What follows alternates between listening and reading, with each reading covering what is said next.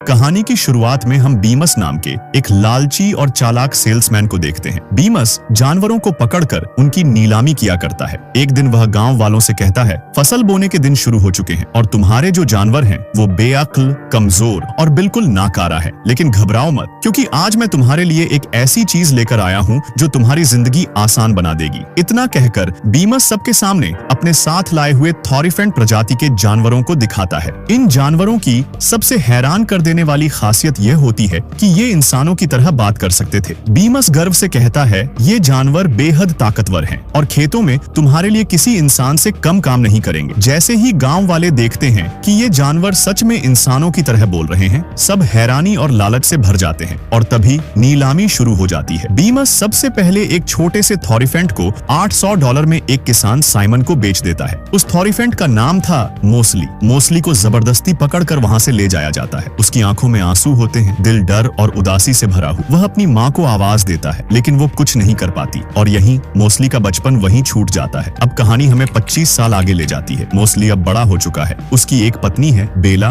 और एक प्यारा सा बेटा रू। हर रोज की तरह मोस्ली सुबह सुबह उठता है, अपना हल तैयार करता है और अपने मालिक साइमन को जगाता है। फिर वह खेत जोतने में लग जाता है। पूरा दिन बिना रुके बिना थके मोस्ली मेहनत करता रहता है। इसी दौरान वहाँ बीमस अपने दो साथियों शंख और ऑली के साथ आ पहुँचता है। फसल न होने वाले दिनों में बीमस दवाइयां बेचने का काम करता था। उसके साथ एक बूढ़ा थॉरिफेंट भी होता है जिसका नाम था टर्पिन। टर्पिन बीम्स के लिए बोझ ढोने का काम करता है। मोस्ली और रू टर्पिन को देखकर खुश हो जाते हैं, क्योंकि मोस्ली उसे बचपन से जानता था। बीमस साइमन को अपनी दवाइयां बेचने की कोशिश करता है, लेकिन साइमन को उस पर शक हो जाता है। वह सख्त लहजे में पूछता है, सच सच बताओ बीमस, तुम यहाँ आखिर लेने क्या आए हो? बीमस मुस्कुराकर कहता है, रू अब काफी बड़ा हो गया है, वो नीलामी के लिए तैयार है। ये सुनते ही साइमन साफ मना कर देता है। तब बीमस चालाकी से कहता है, तुम्हें एक बिजनेसमैन की तरह सोचना चाहिए। मैं तुम्हें रू के बदले तुम्हारे खेत के पास वाली जमीन दे सकता हूँ। मोस्ली तुरंत आगे बढ़कर साइमन को समझाने की कोशिश करता है। वो जमीन बेकार है, वहाँ पत्थर और जड़ें भरी पड़ी हैं। लेकिन बीमस और उसके साथी साइमन का मजाक उड़ाते हैं। क्या तुम अपने जानवरों की बातें सुनते हो? यह सुनकर साइमन गुस्से में आ जाता है। वह मोस्ली पर पत्थर फेंकता है। चोट खाकर मोस्ली अंदर चला जाता है। उसी रात बेला मोस्ली को बताती है, मैं प्रेग्नेंट हूँ। यह सुनते ही मोस्ली की आंखों में खुशी आ जाती है। थकान से टूटे हुए शरीर के साथ वह अपने बिस्तर पर सोने चला जाता है। थोड़ी देर बाद रू मोस्ली के पास आता है। वह उत्साहित होकर कहता है, मैंने छिपने के लिए एक गुफा ढूंढी है, आपको चलकर वो देखनी चाहिए। मोस्ली मना कर देता है, मैं बहुत थक गया हूँ, कल बहुत काम है, हम किसी और दिन चलेंगे। लेकिन रू कहता है, मैंने उन गुफाओं में हमारे जैसे चित्र देखे हैं जिनके हाथ इंसानों जैसे हैं। यह सुनकर मोस्ली चौंक जाता है और वह रू के साथ जाने को तैयार हो जाता है। दोनों जंगल की तरफ निकलते हैं। रास्ते में जुगनू रू के पास आने लगते हैं, जो उन्हें गुफा तक का रास्ता दिखाते हैं। जुगनुओं की रोशनी में वो दोनों उस गुफा तक पहुंच जाते हैं। गुफा जमीन के अंदर बनी होती है। दोनों फिसलते हुए अंदर पहुंचते हैं। अंदर दीवारों पर थॉरिफेंट जैसे जानवरों के चित्र बने होते हैं, लेकिन उनके हाथ होते हैं। इन्हें कहा जाता था अपराइट्स। मोस्ली यह देखकर दंग रह जाता है। उसे पता चलता है कि ये थॉरिफेंट दो पैरों पर चलते थे और अपने हाथों से हर काम कर सकते थे। रू अपने पिता को आगे ले जाता है, लेकिन आगे गहरा अंधेरा होता है। रू डरकर कहता है, मैं यहाँ से आगे नहीं गया, जुगनू भी मेरे साथ नहीं जाते और मुझे अंधेरे से डर लगता है। फिर वह अपने पिता से पूछता है, क्या अपराइट्स सच में होते थे या ये बस किसी के बनाए हुए चित्र हैं? यह सुनते ही मोस्ली को अपना बचपन याद आ जाता है। उसे याद आता है कि टर्पिन भी ऐसे ही चित्र बनाता था। टर्पिन बताया करता था, पहले हम भी अपराइट्स की तरह दो पैरों पर चला करते थे। सैकड़ों साल पहले थॉरिफेंट के दो परिवार थे। एक परिवार इंसानों के जुल्म और बुराई से बचने के लिए उत्तर की तरफ चला गया, लेकिन जो परिवार पीछे रह गया उस पर इंसानों ने भयानक अत्याचार किए। उन्हें जानवरों की तरह काम करने पर मजबूर कर दिया गया। धीरे धीरे उनकी पीठ झुक गई और जो हाथ कभी काम आते थे वो बेकार होकर पैरों में बदल गए। मोस्ली गहरी सोच में डूबा हुआ टर्पिन से पूछता है, अगर अपराइट्स सच में थे तो फिर वो हमें बचाने क्यों नहीं आए? टर्पिन भारी आवाज में जवाब देता है, अपराइट्स को यही लगता था कि वही आखिरी बचे हुए थॉरिफेंट हैं। टर्पिन आगे बताता है, हालांकि कुछ लोगों का मानना था कि एक दिन अपराइट्स जरूर लौटेंगे और हमें आजाद करेंगे। लेकिन तभी बीमस के भेजे हुए लोग और शिकारी वॉरफील्ड वहां पहुंच गए थे। उन्होंने छिपे हुए सभी थॉरिफेंट्स को पकड़ लिया और फिर बीमस ने सबको नीलाम कर दिया। इन सब बातों को याद करके मोस्ली का दिल टूट जाता है। उसे लगने लगता है कि अपराइट्स कभी थे ही नहीं, क्योंकि अगर होते तो वो हमें बचाने जरूर आते। मोस्ली रू से कहता है, अपराइट्स असली नहीं है, ये सब चित्र सिर्फ हमें बहकाने के लिए बनाए गए हैं। रू चुपचाप अपने पिता की बात मान लेता है और दोनों वहाँ से वापस घर लौट आते हैं। घर पहुँचते ही रू सो जाता है। तभी बेला मोस्ली के पास आती है और कहती है, तुम्हें उस गुफा में आगे जाना चाहिए था, वहीं से से हम अपराइट्स तक पहुंच सकते थे, लेकिन मोस्टली उसका यकीन नहीं करता। वह कहता है ये सिर्फ एक परी कथा है, अपराइट्स कुछ नहीं होते। तभी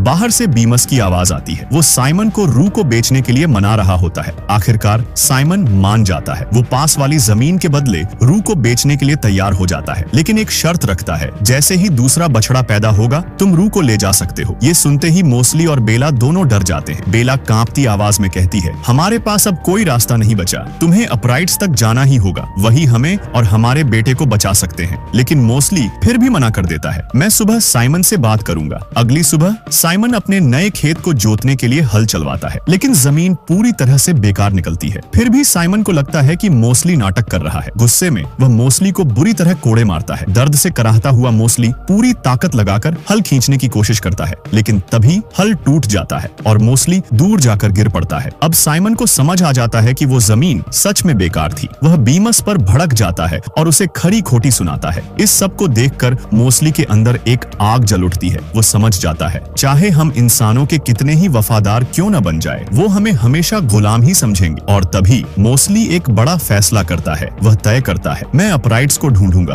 और अपने परिवार को इंसानों से आजाद करवाऊंगा। रू अपने पिता के पास आता है, मैं अपराइट्स को ढूंढने जा रहा हूँ। जब तक मैं वापस न आऊं, तुम एक पापा की तरह अपनी माँ का ख्याल रखना और घर के सारे काम करना। रू भारी दिल से उसकी बात मान लेता है। मोस्टली पूरी रफ्तार से गुफा की तरफ दौड़ पड़ता है। साइमन और बीमस उसका पीछा करते हैं, लेकिन वो उसे पकड़ नहीं पाते। मोस्टली एक बड़ी चट्टान के नीचे छिप जाता है। गुस्से से पागल साइमन सीधे बेला के पास जाकर पूछता है, वो कहाँ गया? लेकिन बेला कुछ नहीं बताती। गुस्से में साइमन घर के गेट पर ताला लगा देता है ताकि वो बाहर न जा सके। बीमस कहता है, मैं मोस्टली को वापस ला सकता हूँ, लेकिन इसके लिए तुम्हें कीमत चुकानी होगी। साइमन उसकी बात अनसुनी कर देता है और गुस्से में वहाँ से चला जाता है। शंख बीमस से कहता है, अब हमें यहाँ से निकलना चाहिए। बीमस ठंडी मुस्कान के साथ कहता है, आज जा रहे हैं लेकिन कल वापस आएंगे, क्योंकि अब हम वॉरफील्ड को लेने जा रहे हैं। वो थॉरीफेंट्स को पकड़ने में सबसे माहिर शिकारी है। बीमस वॉरफील्ड के गांव पहुंचता है। गांव वाले बीमस पर गुस्सा होते हैं क्योंकि उसने उन्हें नकली दवाइयां बेची थी, लेकिन बीमस किसी की नहीं सुनता। वो सीधा वॉरफील्ड से मिलने बार में चला जाता है। बार के बाहर एक थॉरीफेंट बंधा हुआ होता है। उसे हाल ही में वॉरफील्ड ने पकड़ा था। वो डरा हुआ, सहमा हुआ था। टर्पिन उसके पास जाता है। वो कांपती आवाज में बताता है, उत्तर की तरफ जंगल में एक सिंकहोल है, वहाँ मुझे गुफाएं मिली थी जिनमें अपराइट्स के चित्र बने हुए थे। मैं आगे बढ़ा ही था कि लेकिन तभी वो समझ जाता है ये सब वॉरफील्ड का बिछाया हुआ एक जाल था। उधर हमें मोस्टली को दिखाया जाता है जो अपराइट्स की गुफाओं में और आगे बढ़ता चला जाता है, लेकिन अचानक वह वॉरफील्ड के बनाए हुए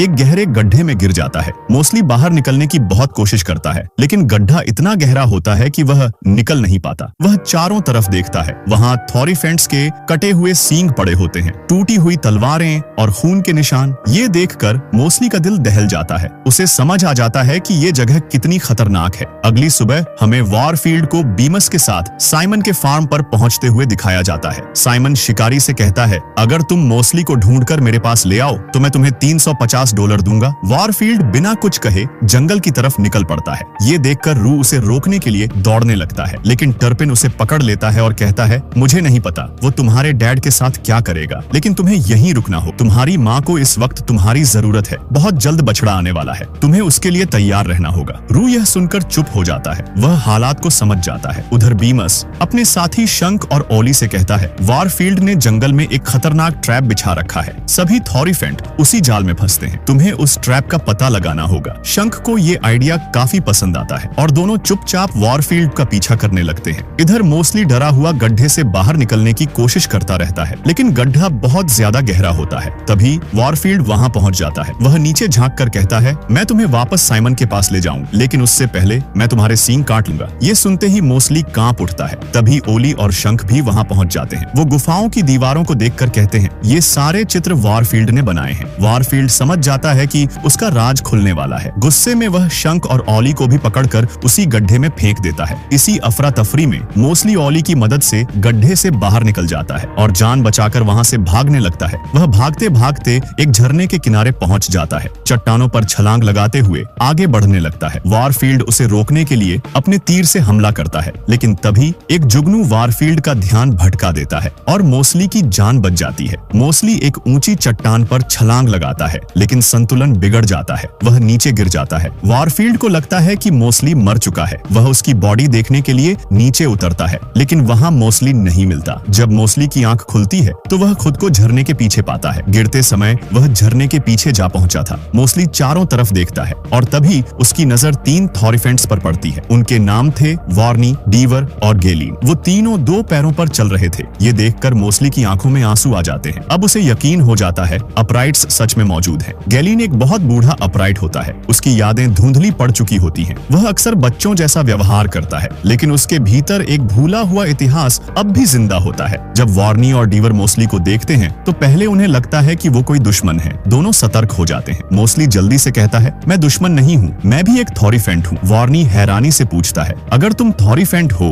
तो तुमने कपड़े क्यों नहीं पहने और तुम इतने झुके हुए क्यों हो? लेकिन डीवर मोस्टली के 4 पैरों को देखकर तुरंत समझ जाता है, ये हम जैसा नहीं है, ये दूसरी फैमिली से है। तीनों एक साथ बैठते हैं और बात करना शुरू करते हैं। मोस्टली गेलीन के बारे में पूछता है। वार्नी बताता है वो बहुत बूढ़ा हो चुका है, उसकी याददाश्त कमजोर हो गई है, लेकिन वो अपने उन दोस्तों को आज भी याद करता है जो इन दीवारों पर बने चित्रों में हैं। वार्नी आगे बताता है, शुरुआत में अपराइट्स ने इंसानों से बचने के लिए उत्तर की तरफ प्रस्थान किया था। गेलीन भी उन्हीं में से एक था। असल में वही हमें यहाँ लेकर आया। उसके पास जुगनुओं से जुड़ी एक खास पावर है और वही पावर हमें यहाँ खींच लाई। ये सुनकर मोस्टली खुशी से भर जाता है। वो कहता है, जुगनू ही मुझे भी यहाँ लेकर आए थे। डीवर भावुक होकर कहता है, हमें लगा था कि थॉरिफेंट की दूसरी फैमिली को इंसानों ने मार दिया होगा। मोस्टली सिर झुकाकर जवाब देता है, ऐसा नहीं हुआ। जब हमारे पूर्वज चले गए थे तब हम पीछे रह गए और इंसानों के लिए काम करते करते हम इसी रूप में बदल गए। लेकिन अब भविष्यवाणी सच होगी। अपराइट्स हम सबको बचाएंगे। इसके लिए हमें कीनेसेरत जाना होगा, वहाँ से सेना लेकर आनी होगी। वार्नी बिना देर किए कहता है, हम तुम्हारे साथ चलेंगे। तीनों कीनेसेरत की ओर रवाना हो जाते हैं। मोस्टली का दिल उम्मीद से भर जाता है। चलते चलते डीवर मोस्टली को उंगलियों की अहमियत समझाता है। इन उंगलियों की मदद से हम कोई भी काम कर सकते हैं और इन सब में थंब राजा होता है। डीवर मजाक में मोस्टली की पीठ खुजलाता है। गेलीन जोर से हंस पड़ता है और उसी पल से वो मोस्टली का अच्छा दोस्त बन जाता है। अब वो मोस्टली का सहारा लेकर आगे बढ़ता है। अब हमें फिर से शिकारी वारफील्ड को दिखाया जाता है। वो चट्टानों के बीच मोस्टली को ढूंढ रहा होता है। उसे झरने के पीछे छिपी हुई उस जगह का पता चल जाता है और वो उसी रास्ते से आगे बढ़ने लगता है। मोस्टली और उसके साथी लगातार चलते रहते हैं। कीनेसेरत काफी दूर होता है। चलते चलते रात हो जाती है और सुबह होते होते वो एक भुतिया घाटी के किनारे पहुंच जाते हैं। घाटी के उस पार कीनेसेरत होता है। वार्नी गंभीर आवाज में कहता है, ये घाटी भुतिया है, हमें इसके किनारे किनारे चलना होगा। कहा जाता है कि दुनिया की शुरुआत यहीं से हुई थी और इसी घाटी में एक खास पेड़ है जिसकी एक आत्मा रक्षा करती है। आज तक जो भी इस घाटी के अंदर गया है वो कभी वापस नहीं आया। तभी मोस्टली को घाटी के भीतर एक सुरंग दिखाई देती है। वो कहता है, अगर हम इस सुरंग से जाए तो जल्दी शहर पहुंच सकते हैं। तीनों सुरंग के अंदर बढ़ते हैं, लेकिन सुरंग भुतिया होती है। अचानक पेड़ उनके ऊपर गिरने लगते हैं। किसी तरह वो जान बचाकर बाहर निकल आते हैं। अब वो घाटी के साइड से आगे बढ़ते हैं। रात को एक जगह रुककर आराम करते हैं। मोस्टली उन्हें अपने परिवार के बारे में बताता है। मैं अपने परिवार को बचाना चाहता हूँ, इसलिए हमें जल्दी से कीनेसेरत पहुंचना होगा और सेना लेकर लौटना होगा। सब सो जाते हैं। रात में मोस्टली की आंख खुलती है। वो देखता है गेलीन जुगनुओं के पीछे पीछे कहीं जा रहा है। मोस्टली डीवर और वार्नी को जगाता है। तीनों गेलीन के पीछे पीछे एक ऊंची चट्टान तक पहुंच जाते हैं। गेलीन को समझ आ जाता है वारफील्ड उनके पीछे आ चुका है और सच में वारफील्ड वहां आ पहुंचता है। वार्नी और डीवर उसका ध्यान भटकाने की कोशिश करते हैं, लेकिन गेलीन मोस्टली से कहता है, हमें इन जुगनुओं पर भरोसा करना होगा, यही हमें यहाँ से बाहर निकाल सकते हैं। मोस्टली एक पल की भी देर नहीं करता। वो सीधे क्लिफ से नीचे कूद जाता है और तभी जुगनू उसे थाम लेते हैं। मोस्टली हवा में उड़ने लगता है। ये देखकर वार्नी भी नीचे कूद जाता है। जुगनू तीनों को बचाकर शिकारी से काफी दूर ले जाते हैं। अब वार्नी और डीवर को भी पूरा यकीन हो जाता है जुगनुओं में वाकई मैजिकल पावर है। तीनों फिर से तेजी से आगे बढ़ने लगते हैं क्योंकि वारफील्ड अब भी उनके पीछे है। उधर हमें साइमन के फार्म पर दिखाया जाता है। टर्पिन रू को काम करना सिखा रहा होता है। वो प्यार से कहता है, बहुत जल्द तुम्हारा भाई या बहन इस दुनिया में आने वाला है, लेकिन तुम घबराना मत, मैं तुम्हारे साथ रहूंगा। तभी बीमस के पास एक आदमी आकर खबर देता है, कोई तुम्हारे पुराने थॉरिफेंट को खरीदना चाहता है। ये सुनते ही बीमस की आंखें चमक उठती हैं। वो तुरंत टर्पिन को चलने को कहता है। ये देखकर रू बहुत उदास हो जाता है। वो टर्पिन से कहता है, आपने कहा था कि आप हमारे साथ रहेंगे। टर्पिन भारी दिल से जवाब देता है, मुझे जाना होगा, लेकिन तुम अपनी माँ का ख्याल रखना जब तक तुम्हारे डैड वापस नहीं आ जाते। बीमस टर्पिन को लेकर वहाँ से निकल जाता है। जाते जाते वो साइमन से कहता है, हमारी डील के मुताबिक मैं जल्द ही रू को लेने आऊंगा। उधर मोस्टली और उसके साथी कीनेसेरत के बहुत करीब पहुंच जाते हैं। कीनेसेरत शहर को देखकर मोस्टली बेहद खुश हो जाता है। शहर बेहद खूबसूरत होता है। वार्नी मोस्टली को सच बताने की कोशिश करता है, लेकिन मोस्टली उसकी बात सुनता ही नहीं। खुशी में वो शहर के अंदर चला जाता है। वहाँ के थॉरिफेंट्स को देखकर मोस्टली की आंखें चमक उठती हैं। वो देखता है सब घरों में रहते हैं, आजाद हैं, लेकिन तभी एक सच्चाई सामने आती है। वहाँ कोई आर्मी नहीं होती और वहाँ के सारे थॉरिफेंट बहुत बूढ़े हो चुके होते हैं। वार्नी शर्मिंदा होकर कहता है, मुझे माफ कर दो, हमने तुमसे झूठ बोला था।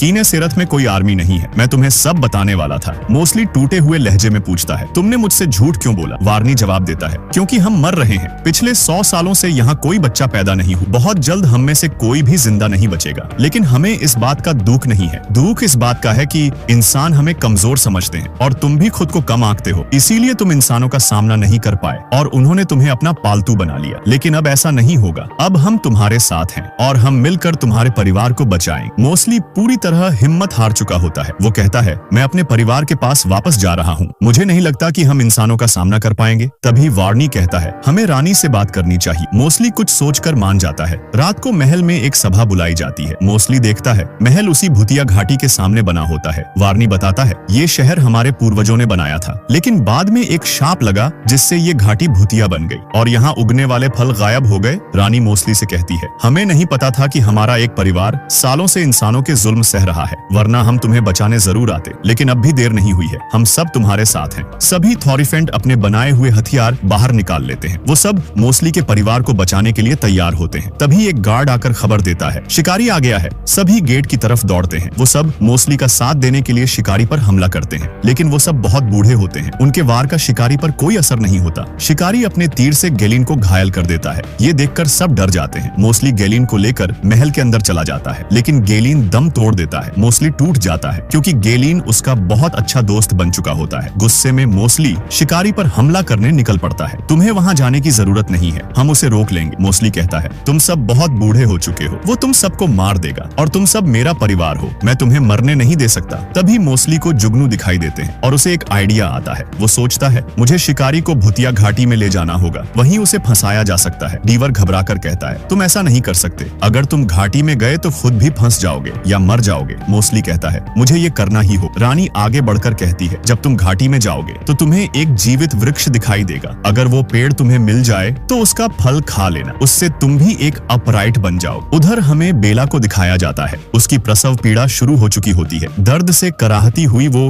रू से कहती है, जल्दी साइमन को बुला कर लाओ, मुझे उसकी मदद चाहिए। रू डरते डरते साइमन के पास जाता है। वो हिम्मत जुटाकर उसे जगाता है और कहता है, मेरी माँ को आपकी जरूरत है। ये सुनकर साइमन भी पिघल जाता है। वो बेला की मदद करने चला जाता है। किनेसेरत में वॉरफील्ड गेट तोड़कर शहर के अंदर घुस चुका होता है। मोस्टली जानबूझकर उसे अपने पीछे आने के लिए उकसाता है। वॉरफील्ड उसके पीछे पीछे एक बड़े से बाग में पहुंच जाता है, जहां चारों तरफ ऊंचे ऊंचे पेड़ होते हैं। मोस्टली को जुगनू दिखाई देते हैं। वो उनके पीछे बढ़ता है और तभी उसकी नजर जादुई पेड़ पर पड़ती है। वॉरफील्ड उसे रोकने की कोशिश करता है। वो मोस्टली पर तीर से हमला करता है। मोस्टली घायल हो जाता है, लेकिन हार नहीं मानता। अब उसे यकीन हो चुका होता है वो शिकारी का सामना कर सकता है। मोस्टली और वॉरफील्ड के बीच जबरदस्त लड़ाई होती है। वॉरफील्ड मोस्टली को पकड़ने की कोशिश करता है, लेकिन मोस्टली पूरी ताकत से उसे मारता है। मोस्टली जादुई पेड़ की तरफ बढ़ने लगता है ताकि उसका फल खा सके, लेकिन वॉरफील्ड एक बार फिर तीर से हमला करता है। मोस्टली गंभीर रूप से घायल हो जाता है। फिर भी वो आगे बढ़ता है, लेकिन तभी जादुई पेड़ वहां से गायब हो जाता है। मोस्टली अब लगभग टूट चुका होता है। वॉरफील्ड उसे पूरी तरह खत्म करने ही वाला होता है कि तभी उस बाघ की जादुई आत्मा प्रकट होती है। इसे कहा जाता है गार्जियन। गार्जियन वॉरफील्ड को रोक लेता है और उसे जोर से मारकर दूर फेंक देता है। फिर वो आत्मा मोस्टली को उठाती है और वहां से गायब हो जाती है। वॉरफील्ड उसी भूतिया घाटी में फंस जाता है, क्योंकि वो घाटी एक बुलबुलियां होती है जहां से कोई भी बाहर नहीं निकल सकता। किनेसेरत में सभी को लगता है कि मोस्टली मर गया है, लेकिन तभी वही आत्मा मोस्टली को शहर के बीच ले आती है। अब मोस्टली समझ जाता है ये आत्मा हमेशा उसके साथ थी। गार्जियन मोस्टली से पूछती है, तुम क्या चाहते हो? मोस्टली आंखों में आंसू लिए कहता है, मैं अपने परिवार को आजाद करवाना चाहता हूँ। गार्जियन मुस्कुराती है और मोस्टली को जादुई फल देती है। उधर आज वो दिन होता है जब बीमस रू को नीलामी के लिए ले जाने वाला होता है, क्योंकि बेला की बेटी रोजी पैदा हो चुकी होती है। बेला दुखी होती है। रू अपनी छोटी बहन से कहता है, माँ का ख्याल रखना। बीमस रू को लेकर वहाँ से जाने लगता है और तभी बेला की नजर एक विशालकाय अपराइट पर पड़ती है जो उनकी तरफ आ रहा होता है। वो और कोई नहीं मोस्टली होता है। बेला खुशी से रो पड़ती है। मोस्टली का शरीर अब पहले से काफी बड़ा और ताकतवर होता है। मोस्टली साइमन से कहता है, मैं अपने परिवार को लेने आया हूँ। गुस्से में साइमन मोस्टली पर कोड़े से हमला करता है, लेकिन मोस्टली उसका हाथ पकड़ लेता है और उसे दूर फेंक देता है। फिर मोस्टली अपने परिवार से मिलता है और उन्हें भी जादुई फल खिलाता है। जैसे ही वो फल खाते हैं, बेला, रू और रोजी तीनों अपराइट्स में तब्दील हो जाते हैं। अब सब आजाद होते हैं। खुश होते हैं और एक साथ कीने सिरत की तरफ निकल जाते हैं। अगर आपको भी लगता है कि परिवार के लिए लड़ी गई लड़ाई सबसे बड़ी जंग होती है तो इस वीडियो को लाइक जरूर करें, इसे शेयर करें ताकि हर कोई समझ सके कि उम्मीद कभी मरती नहीं।